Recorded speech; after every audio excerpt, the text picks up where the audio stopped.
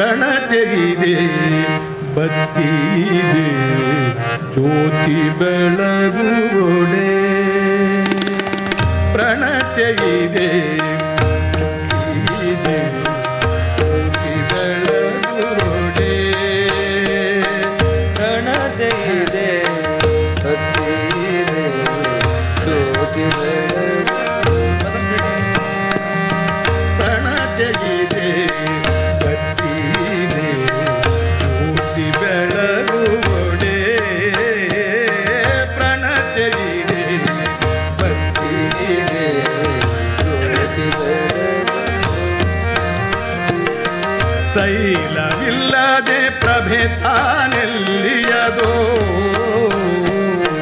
ತೈಲವಿಲ್ಲದೆ ಪ್ರಭೆ ತಾನೆಲ್ಲಿಯದೋ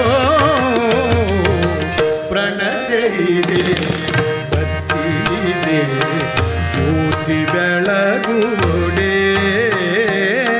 ಪ್ರಣತೆಯಿದೆ ಭಕ್ತಿಯಿದೆ ಜ್ಯೋತಿ ಬೆಳಗುವುಡೆ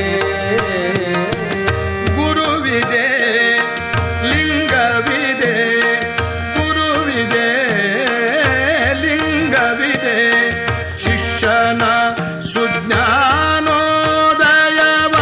ಸುಜ್ಞಾನೋದಯವಂಕುರಿಸದ ನಕ್ಕರ ಗುರುವಿದೆ ಲಿಂಗವಿದೆ ಗುರುವಿದೆ ಲಿಂಗವಿದೆ ಶಿಷ್ಯನ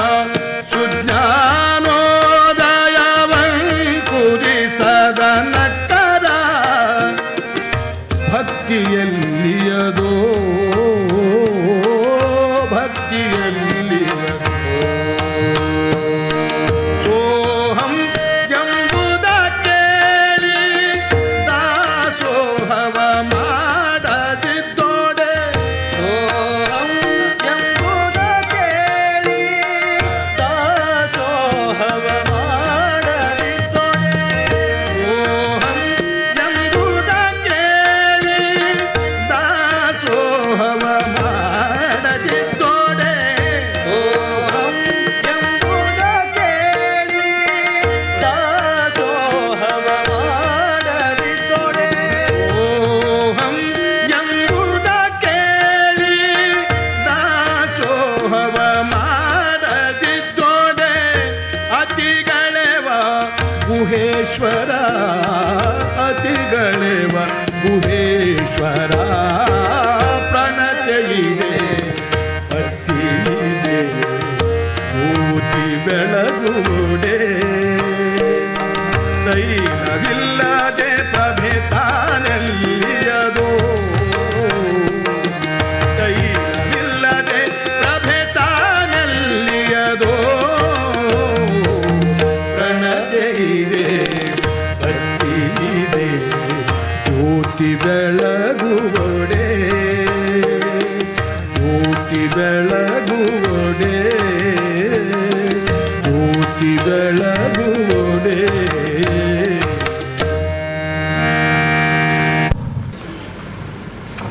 ಅನ್ನಕ್ಕೆ ಬ್ರಹ್ಮ ಅಂತ ಕರೀತಾರೆ. ಅನ್ನದಿಂದ ಎಲ್ಲ ಜೀವರಾಶಿಗಳ ಜೀವ ಮತ್ತು ಜೀವನ. ಅನ್ನ ಉದಾಸೀನ ಮಾಡಿದ್ರ ಅನ್ನ ಅನ್ನ ಅನ್ನಬೇಕಾಗ್ತದ ಕೊನೆಗೆ. ದುಡಿಯದವರಿಗೆ ಅನ್ನದ ಬೆಲೆ ಹೆಂಗ್ ಗೊತ್ತಾಗ್ಬೇಕು? ಹೌದು, ದುಡಿಲಾರದವರಿಗೆ ಅನ್ನದ ಮೇಲೆ ಅಧಿಕಾರ ಇಲ್ಲ. ದುಡಿದವರು ಮಾತ್ರ ಊಟ ಮಾಡಬೇಕು. ನಟಿ ಆ ದುಡಿಲಾರದವ್ರಿಗೆ ಅನುಭವ ಮಂಟಪದಾಗ ಅವ್ರಿಗೆ ಪ್ರವೇಶ ಇರಲಿಲ್ಲ. ಮತ್ತು ಕಲ್ಯಾಣದ ಶರಣರೆಲ್ಲ ದುಡಿದು ಉಣ್ಣುವ ಕಾಯಕ ಜೀವಿಗಳಾಗಿದ್ದರು ನೋಡು. ಅದೆಲ್ಲ ಇರ್ಲಿ, ಹಾ. ಮಾರಯ್ಯ ಶರಣರ ಮುಂದಿನ ಕತ್ತಿ ನೋಡೋಣಲ್ಲ. ನಡಿ ಮುಂದೆ ಏನಾಗುತ್ತೆ ನೋಡೋಣ. ಶರಣು ಮಾಡದಿವೆ ನಾವು, ಶರಣು ಮಾಡದಿವೆ ನಾವು, ಶರಣು ಮಾಡದಿವೆ ನಾವು, ಶರಣು ಮಾಡದಿವೆ ನಾವು. ಶರಣರ ಅನುಭವದ ಚರ್ಚೆಯ ಮಧ್ಯೆ ಪ್ರವೇಶಿಸಿದೆ. ಮನ್ನಿಸಬೇಕು. ಮಾರಯ್ಯ ತಂದೆ, ಎಂಥ ಮಾತು! ಅನುಭವ ಮಂಟಪ ಬಾಗಿಲಿಲ್ಲದ ಮನೆ. ಹೊರಗಿನ ಗಾಳಿ ಬೆಳಕು ಒಳಗೆ ಬರಬೇಕು. ಒಳಗಿನ ವಚನ ಚಿಂತನೆ ಹೊರಗೆ ಹೋಗಬೇಕು. ಅದಕ್ಕಾಗಿಯೇ ತೆರೆದುಕೊಂಡಿರುವ ಬಯಲು ಮಂಟಪವಿದು. ನಿಮ್ಮ ಕಾಯಕ ನಿಷ್ಠೆ ದೊಡ್ಡದು. ಕಾಯಕ ಜೀವಿಗಳನ್ನು ಅನುಭವ ಮಂಟಪವು ಸದಾಕಾಲ ಸ್ವಾಗತಿಸುತ್ತದೆ. ಶರಣರ ಮನೆಯ ಅಂಗಳದಲ್ಲಿ ಬಿದ್ದ ಅಕ್ಕಿ ಕಾಳುಗಳನ್ನು ಆಯ್ದು ತಂದು ಒಡಲ ಹೊರೆಯುವವನು ನಾನು. ಹಿರಿಯರ ಎದುರು ನಾನಾವ ಸೊಡರು ಮಹಾನುಭಾವರೇ. ಹಣತೆ ಸಣ್ಣದಾದರೇನು, ಅದರ ಜ್ಯೋತಿ ದೊಡ್ಡದು ಶರಣರೇ. ಅರಿವಿಂಗೆ ಹಿರಿದು ಕಿರಿದು ಎಂಬ ಭೇದ ಉಂಟೆ? ಅರಿವಿನ ಬೆಳಕು ಯಾವ ದಿಕ್ಕಿನಿಂದ ಯಾರ ಅನುಭವದಿಂದ ಬಂದರೂ ಸ್ವಾಗತವಿದೆ.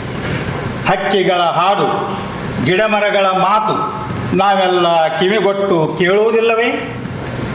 ಅಣ್ಣನವರ ಮಾತಿಗೆ ಕಲ್ಲು ಕರಗುತ್ತದೆ, ಮೂಗನಿಗೂ ಬಾಯಿ ಬರುತ್ತದೆ. ಆಹಾ, ಎಂಥ ಮಾತು, ಎಂಥ ಮಾತು.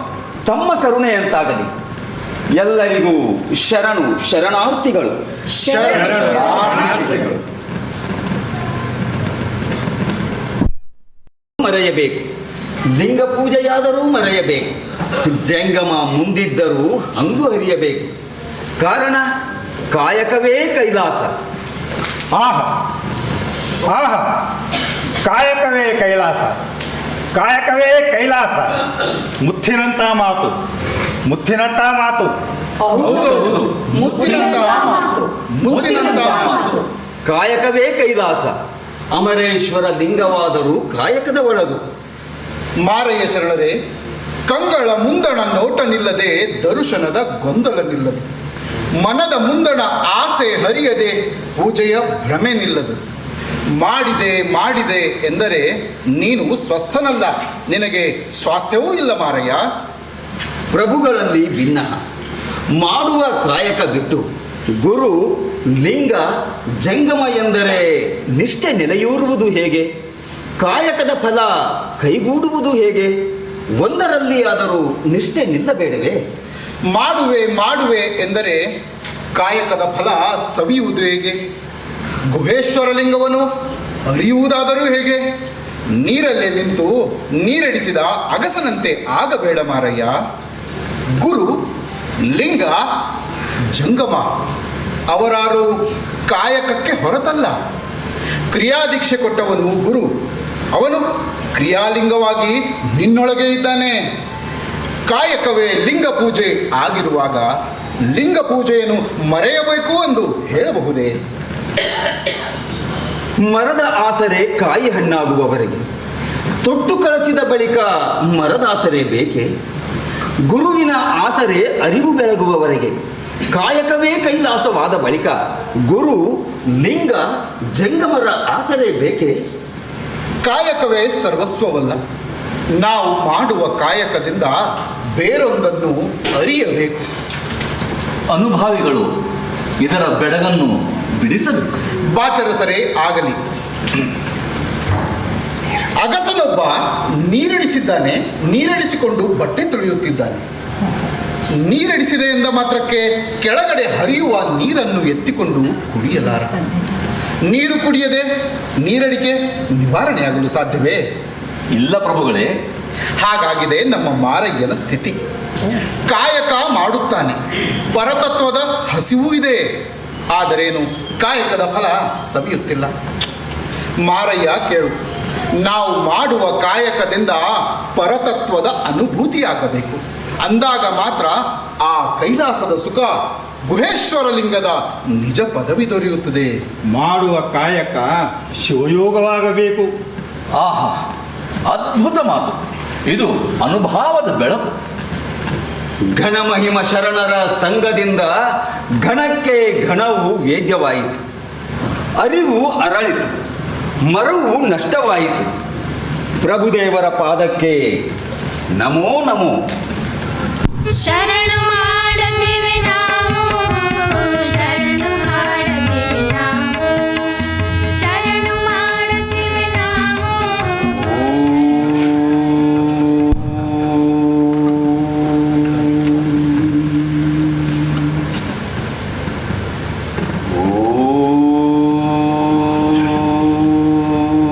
ಶರಣರ ಸಂಘದ ಪರಿಣಾಮ ಅಂದ್ರ ಇದು. ಅದ್ಯಾಂಗ ಹೇಳ್ತಿ ಮಹಾರಾಯ, ಶರಣರು ಧ್ಯಾನ ಕೂತಾರಲ್ಲ, ಕಾಯ ಕೂತದ ಖರೆ, ಆದ್ರ ಮನಸ್ಸು ಮನಸ್ ಕೂತಿಲ್ಲ ಅಂತ ನಿನ್ ಮನ್ಸ್ ಹೇಳ್ತದ. ಹೇ ದೊಳಕ್ಕಿ, ಮನಸ್ಸಿನ ಮಾತು ಯಾರೈತಿ ಹೇಳ್ತದ ಹೇಳು. ನನಗೆ ತಿಳಿದದ ನೋಡು. ಹಂಗಾರ ಮನಸ್ಸಿನ ಗುಟ್ಟು ಬಿಡಿಸ್ಕೊಂಡು ನೋಡೋಣ. ನನಗೆ ತಿಳಿದದ ಹಾ. ಆದ್ರೆ ಹೇಳಕ್ ಬರುದಿಲ್ಲ. ಅದಕ್ಕೆ ಅನ್ನೋದು ಮನಸ್ಸು ಮಾಯೆ ಅಂತ ತಿಳಿತಾ? ಇರ್ಬಹುದು. ಹಾ. ಆದ್ರ ಆ ಜೇನ್ ಗೂಡಿಗೆ ಕಲ್ಲು ಕುಡಿಯೋದು ಬೇಡ ನೋಡು. ಖರೆ ಅದು.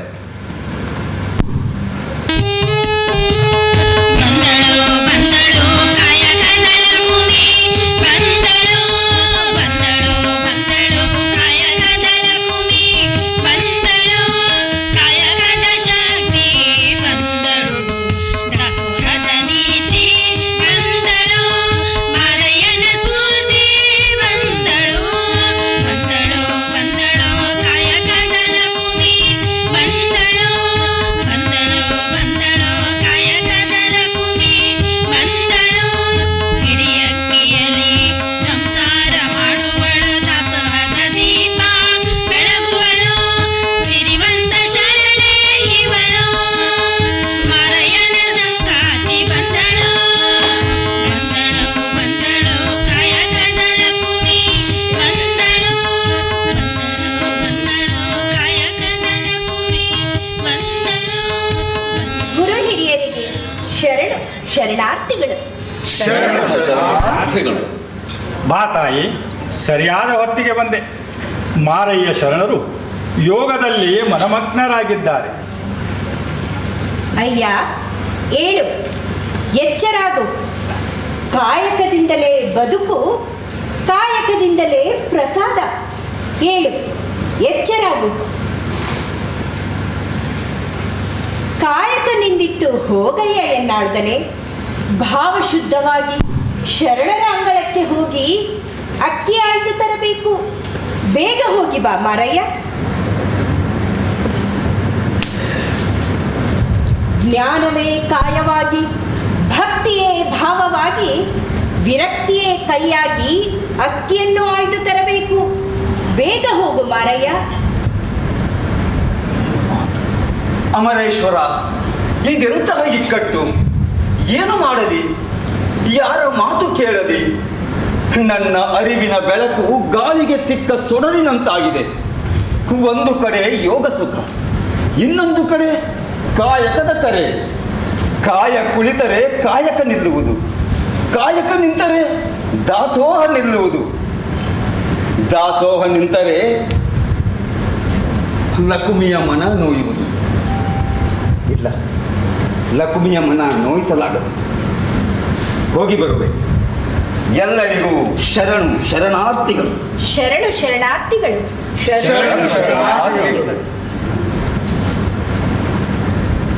ಆಹಾ, ನಮ್ಮ ಮಾರಯ್ಯನ ಶರಣಿ ಲಕ್ಕಮ್ಮಳು ಇಡೀ ಕನ್ನಡ ನಾಡಿನ ಲಕ್ಕಮ್ಮಳೇ ಹೌದು. ಸತಿಪತಿಗಳಲ್ಲಿ ಒಂದಾಗದ ಭಕ್ತಿ ಹಿತವಾಗಿಪ್ಪುದು ಶಿವಂಗೆ. ಶರಣು